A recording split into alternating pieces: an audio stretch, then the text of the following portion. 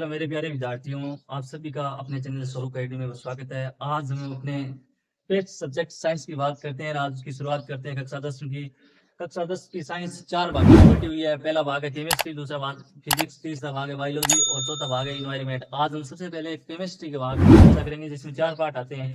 पहला पार्ट है रासायनिक अभिक्रियाएं और समीकरण, उसकी हम आज चर्चा करेंगे। पहला पार्ट है जिसका नाम है रासायनिक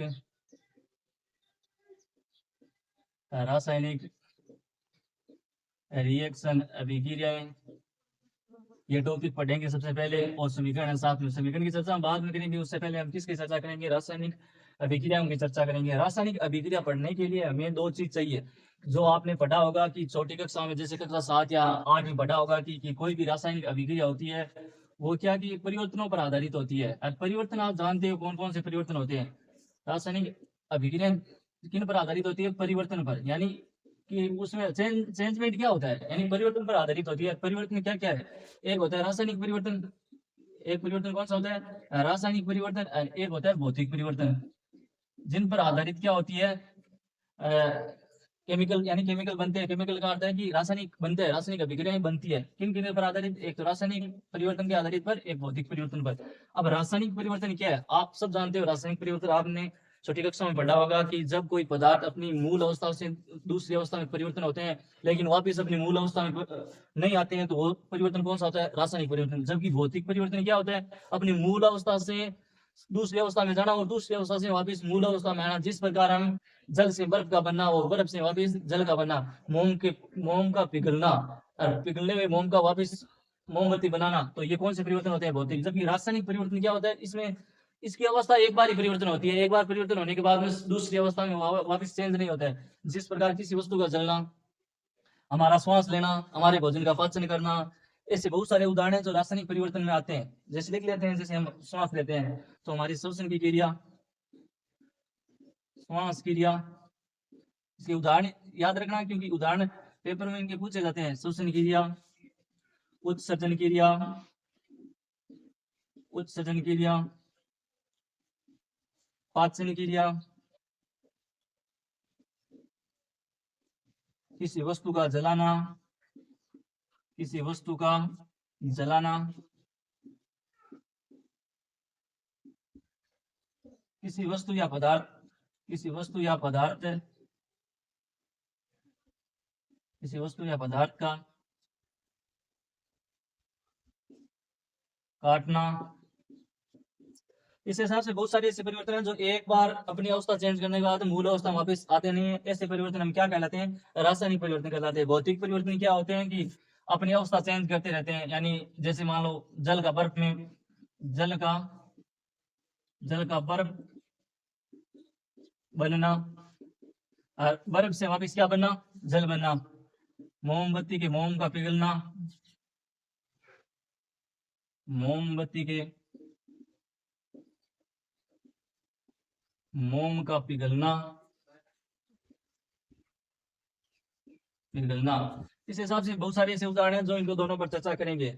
अब इनके आधारित पर बता रहा हूँ कि रासायनिक अभिक्रिया क्या है। यानी जिस अवस्था में रासायनिक परिवर्तन होता है, उस रासायनिक परिवर्तन को हम क्या बोलते हैं? रासायनिक अभिक्रिया बोलते हैं।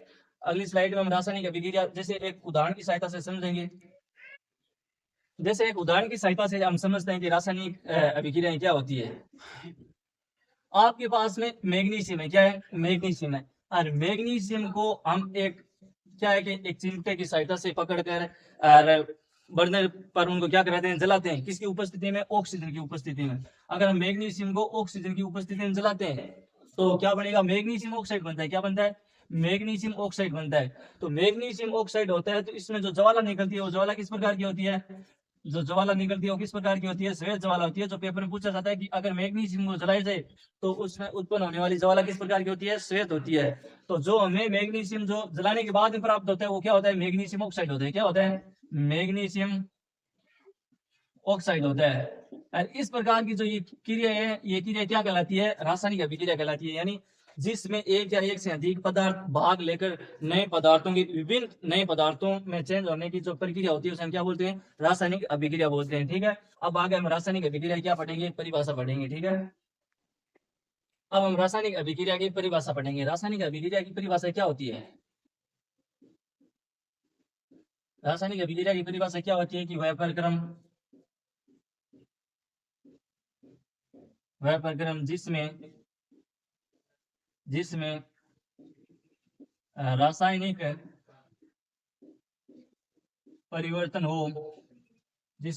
रासायनिक परिवर्तन हो, अर्थात अर्थात अर्थात एक या एक से अधिक पदार्थ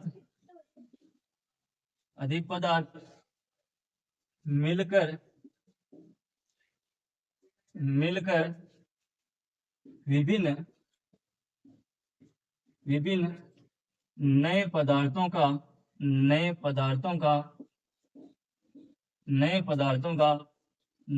करता हो एक ही बात है, निर्माण करे तो इस प्रकार की क्रिया को हम क्या बोलेंगे? रासायनिक अभिक्रिया बोलेंगे। जिस प्रकार, जैसे मैंने अभी लिखा था नहीं कि एक अभी जैसे लिखा था कि मैग्नीशियम है, तो मैग्नीशियम किसके साथ, किसकी उपस्थिति में क्रिया करा था? ऑक्सीजन की। किसकी में?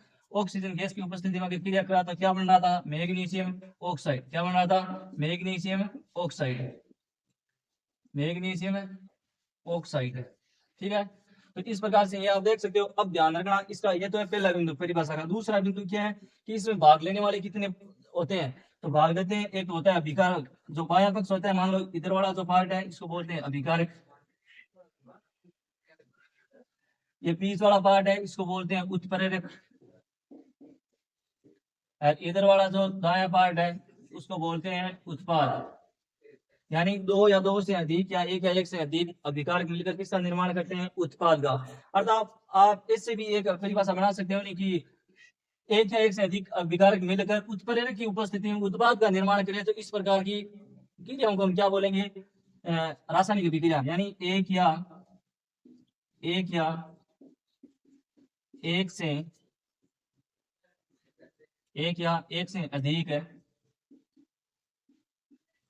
अधिक अभिकारक मिलकर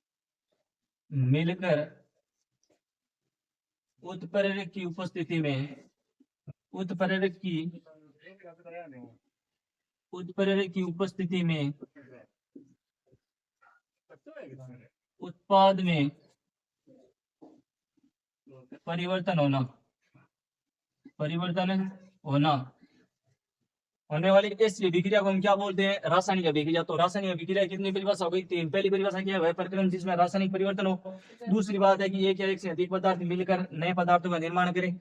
तीसरी अभिक्रिया क्या है? एक या एक से अधिक अभिकारक मिलकर उत्प्रेरक की उपस्थिति में उत्पाद का निर्माण करें। तो इस प्रकार को हम क्या बोलते हैं? इस प्रकार की अभिक्रिया को क्या बोलेंगे? रासायनिक अभिक्रिया।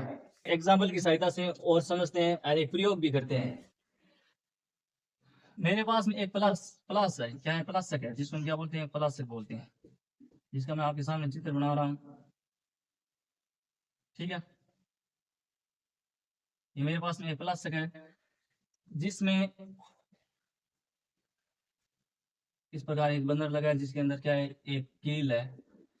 ये एक प्रकार की क्या है? कील है। इसमें पहले से तन्नु सल्फ्यूरिक अम्ल भरा हुआ है। क्या भरा हुआ है? तन्नु सल्फ्यूरिक अम्ल भरा हुआ है। तन्नु सल्फ्यूरिक अम्ल का फॉर्मूला क्या होता है? H2SO4 होता है। क्या होता है? H2SO4 होता है। अब इसके अंदर मैं दानेदार जिंक के टुकड़े डाल दें। इसमें क्या डाल दें? दानेदार जिंक के टुकड़े डाल दें। इसके अंदर दानेदार क्या डालते हैं? जिंक के टुकड़े, जिंक डालते हैं। तो ये आपस में जो अभिक्रिया करेंगे तो यहाँ से जो गैस निकलेगी, वो गैस कौन सी गैस निकलेगी? Hydrogen gas. कौन सी गैस निकलेगी? हाइड्रोजन गैस निकलेगी। तो इसकी रासायनिक एक अभिक्रिया पढ़ते हैं कि मेरे पास में एक धातु है, कौन सी है? Zn है। जब Zn को डालते हैं किसके अंदर? तन्नु सल्फ्यूरिक अम्ल में, तो क्या अभिक्रिया बनती है कि इसका क्या हो जाएगा? विस्थापन हो जाता है। किसका? हाइड्रोजन गैस का विस्थापन होकर ये इसका क्या हो जाएगा? निष्कासन। तो ये किस रूप में बनेगी? ZnSO4 plus H2। H2 क्या हो जाएगी? इसका क्या होगा? निष्कासन।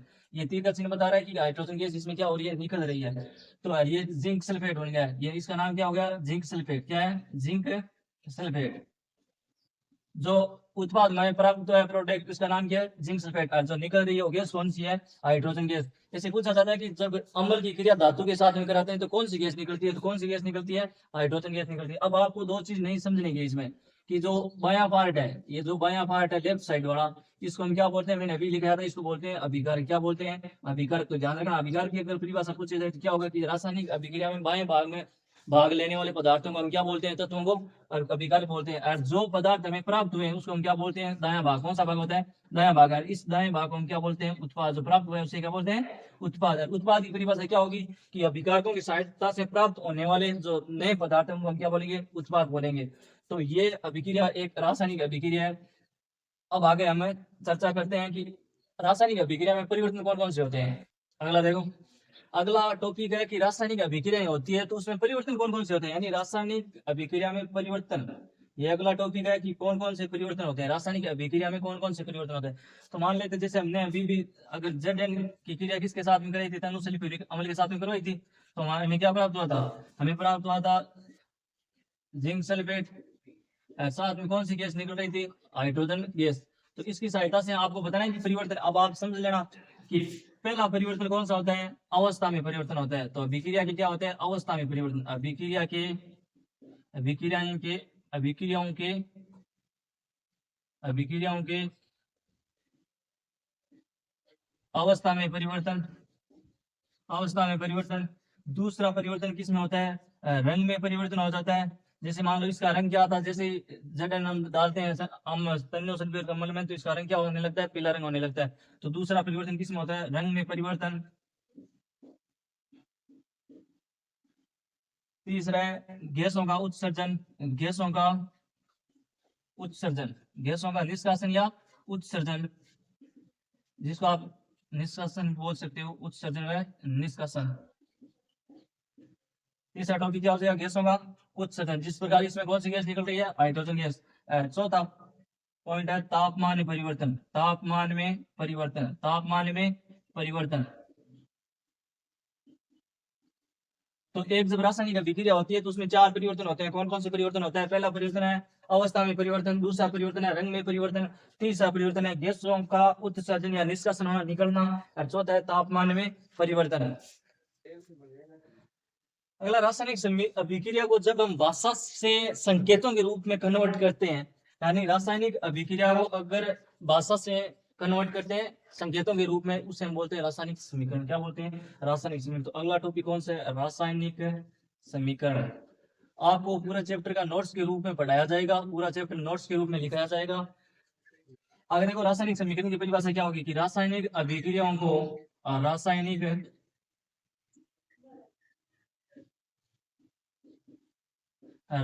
अभिक्रियाओं को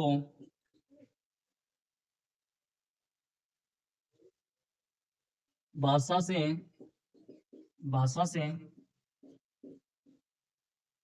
संकेतों के रूप में प्रकट करना। संकेतों के रूप में लिखना या प्रकट करना। लिखना या प्रकट करना एक ही बात होता है। लिखना या प्रकट करना। कोई भी रासायनिक अभिक्रिया है वो भाषा के रूप में लिखी हुई है। शब्द क्या है? हिंदी की भाषा के रूप में लिखा है, उसको हम संकेतों के रूप में लिखेंगे तो वो किस में कन्वर्ट हो जाएंगे? रासायनिक समीकरण के रूप में। जैसे हमने अभी एक उदाहरण लिखा था नहीं कि मैंने किसके साथ में क्रिया करवाई है। जैसे मान लो हाइड्रोजन गैस है, hydrogen plus oxygen. Hydrogen plus है ऑक्सीजन की जब हम क्रिया कराएंगे तो क्या बनेगा? जल बनता है। क्या बनता है? जल बनता है। ये बनता है। अब ये बात है, ये तो है रासायनिक अभिक्रिया। जब इसको मैं सिंबल के रूप में प्रकट करूंगा तो क्या हो जाएगी? रासायनिक समीकरण। तो हाइड्रोजन क्या है? हाइड्रोजन गैस क्या है? H2। और प्लस ऑक्सीजन क्या हो गया? O। तो इन दोनों की क्रिया करेंगे क्या हो गया? H2O। तो जो ये मैंने जो नीचे लिखा है ये क्या है? रासायनिक समीकरण है। ये क्या है? रासायनिक समीकरण। दोनों में अंतर हो, ध्यान रखना। रासायनिक अभिक्रिया तो होती है भाषा के रूप में लिखना, जबकि रासायनिक समीकरण होती है संकेतों के रूप में प्रकट करना। ठीक है। आगे एक उदाहरण और देते हैं। जैसे अभी हमने लिखा था कि Zn प्लस H2SO4 अभी लिखा था। तो ये जो मैंने लिखा है ये क्या है? रासायनिक समीकरण है। इनकी जब क्रिया करेंगे क्या बनेगा? ZnSO4 H2O। H2 नहीं, H2 हाइड्रोजन गैस, इसका निष्कासन होगा। ठीक है। नहीं, आगे हम रासायनिक समीकरण के प्रकार पढ़ेंगे कि कितने प्रकार की होती है। वैसे रासायनिक समीकरण दो प्रकार की होती है। रासायनिक समीकरण के प्रकार पढ़ेंगे। रासायनिक समीकरण के दो प्रकार होते हैं। कितने प्रकार होते हैं? दो प्रकार होते हैं। कौन कौन से दो प्रकार होते हैं देखना आराम से। पहला है रासायनिक समीकरण का संतुलित, एक होता है संतुलित, संतुलित रासायनिक, रासायनिक समीकरण एक तो होती है संतुलित, एक होती है असंतुलित। क्या होती है? असंतुलित, असंतुलित रासायनिक समीकरण। संतुलित रासायनिक समीकरण, असंतुलित रासायनिक समीकरण। संतुलित में क्या होता है? संतुलित रासायनिक समीकरण हम किस नियम की सहायता से करते हैं? द्रव्यमान संरक्षण का नियम होता है, जो मैं आगे लिखाऊंगा आपको। तो संतुलित समीकरण में क्या होगा कि अभिकारकों, कोई भी देखना, जैसे हम परिभाषा लिखते हैं पहले, कोई भी अभिक्रिया में, कोई भी अभिक्रिया में अभिकारकों व उत्पादों की संख्या, उत्पादों की संख्या समान हो, उत्पादों की संख्या क्या हो? समान हो, समान हो। तो ऐसी समीकरण क्या कहलाएगी? संतुलित समीकरण होती है। इसमें क्या हो जाएगा कि वह अभिक्रिया या वह अभिक्रिया, वह अभिक्रिया जिसमें जिसमें अभिकारकों व उत्पादों की संख्या, उत्पादों की संख्या समान नहीं होती है, जिसमें अभिकारक और उत्पादों की संख्या समान नहीं होती है, ऐसी अभिक्रिया को हम क्या बोलते हैं? असंतुलित अभिक्रिया बोलते हैं। जैसे उदाहरण देखना, जैसे मैंने लिखा था H2+O, तो क्या बन गया? जल बन गया। तो इधर देखो अभिकारक में हाइड्रोजन 2 है, तो इधर भी हाइड्रोजन कितने हैं? 2। इधर ऑक्सीजन कितना है? 1 है। इधर भी ऑक्सीजन कितना है? 1 है। यानी इधर भी इनके परमाणु की संख्या समान है, इधर भी इनके परमाणु की संख्या क्या है? समान है। इसमें देखो, जैसे मैंने कोई अभिक्रिया लिखी है कि 2H2+O, तो मैंने इधर लिख दिया H2O। तो इधर देखो हाइड्रोजन की संख्या तो 4 है, लेकिन इधर हाइड्रोजन की संख्या कितनी है? 2 है। तो ये क्या है? असंतुलित अभिक्रिया। इसको एक इसका दूसरा नाम है, जो फेमस नाम है इसका, बहुत शानदार नाम है, पेपर में पूछा जाता है कि ऑप्शन में कोई 4 ऑप्शन दिए जाएंगे, बताइए किसका नाम है? तो असंतुलित अभिक्रिया का दूसरा नाम है कंकाली अभिक्रिया। यानी वह अभिक्रिया जो संतुलित नहीं होती है उसे हम क्या बोलते हैं? कंकाली अभिक्रिया। क्या बोलते हैं? कंकाली अभिक्रिया। आपको मैं नोट्स के रूप में बता रहा हूँ, आप नोट डाउन कर लेना, ठीक है? ये असंतुलित अभिक्रिया उसे होते हैं, क्या बोलते हैं? कंकाली अभिक्रिया। अगला टॉपिक है द्रव्यमान संरक्षण नियम। इधर देखना, आपने कक्षा 9 में पढ़ा था ऊर्जा संरक्षण नियम, ऊर्जा द्रव्यमान संरक्षण नियम आपने 9 कक्षा में पढ़ा होगा सही। द्रव्यमान संरक्षण नियम, द्रव्यमान मास ऑफ कंजर्वेशन संरक्षण का नियम। किसी भी अभिक्रिया में द्रव्यमान, द्रव्यमान को न तो उत्पन्न किया जा सकता है, न तो उत्पन्न किया जा सकता है, नहीं उत्पन्न किया जा सकता है, और नहीं नहीं नष्ट किया जा सकता है, नहीं नष्ट किया जा सकता है, नष्ट किया जा सकता है, किया जा सकता है। अर्थात समीकरण में, अर्थात समीकरण में अभिकारकों व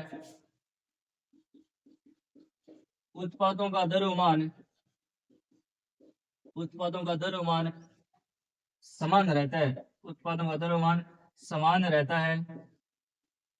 अब जो आपका मेन क्वेश्चन बनता है वो, चलो ये तो नियम मैंने बता दिया, ये तो आपको कक्षा 9 में पढ़ा था, लेकिन जो इसका मेन क्वेश्चन बनता है वो बनता है कि बताइए संतुलित समीकरण को संतुलित करने के लिए किस नियम का प्रयोग किया जाता है? किस नियम का प्रयोग किया जाता है? ऊर्जा द्रव्य संरक्षण, द्रव्य संरक्षण का नियम होता है, द्रव्यमान संरक्षण का नियम होता है, ठीक है नहीं? संतुलित करने के लिए हम किस नियम का प्रयोग करते हैं? द्रव्यमान संरक्षण का नियम का हम क्या करते हैं? प्रयोग करते हैं। तो याद रखना, समीकरणों को मैं नीचे लिख रहा हूं, लिख लेना आप। समीकरणों को संतुलित करने के लिए, संतुलित संतुलित करने के लिए द्रव्यमान, द्रव्यमान संरक्षण द्रव्यमान संरक्षण नियम का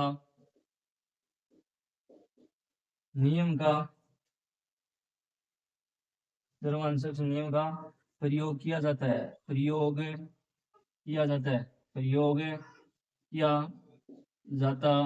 है। ठीक है, तो ये क्वेश्चन आपके बनता है, ऐसा क्वेश्चन बनता है कि समीकरण को संतुलित करने के लिए किस नियम का प्रयोग होता है? द्रव्यमान संरक्षण नियम का प्रयोग होता है। रासायनिक समीकरण को संतुलित करने के लिए, अब देखो, रासायनिक समीकरण को संतुलित करने के लिए, समीकरण को हम संतुलित करने के लिए किस विधि का प्रयोग करते हैं? तो याद रखना, ये बहुत इंपॉर्टेंट विधि है, पेपर में पूछी जाती है, और पेपर में इससे सवाल भी बनते हैं कि रासायनिक समीकरण को संतुलित करने के लिए हम किस मेथड का प्रयोग करते हैं? तो हीट एंड ट्रायल विधि का प्रयोग करते हैं। याद रखना, हीट एंड ट्रायल विधि का प्रयोग किया जाता है। किस विधि का प्रयोग किया जाता है? हीट एंड ट्रायल विधि का प्रयोग किया जाता है, जिसकी सहायता से हम अगली स्लाइड में, यानी अगले पार्ट में, हम समीकरणों को संतुलित करना पढ़ेंगे। जय हिंद।